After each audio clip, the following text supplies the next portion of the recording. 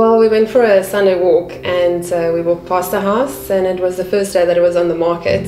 So we decided to have a look, immediately saw the potential, left here, and after a couple of hours, Niel said to me, why don't we put an offer into the house? And I think fate had its way and we ended up getting it.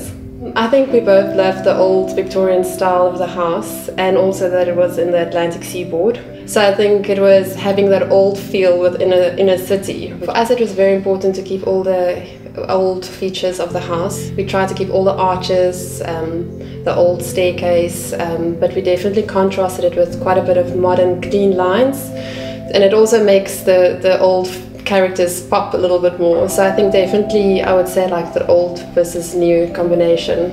And I think the high ceilings and like with everything painted white, it gives you that feeling of openness and airiness almost to the home, which I think it's the first thing that you experience when you open the door. We love the fireplaces. We love the fact that we have a fireplace in the main bedroom and in the lounge area.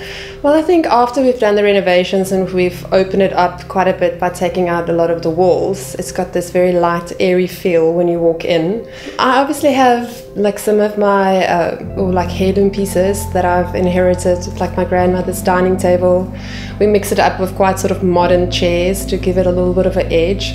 I think the black metal doors, which was a little bit of an obsession of mine for the last year or so, I think by incorporating that with the old sort of more Victorian style, it just contrasts each other very nicely.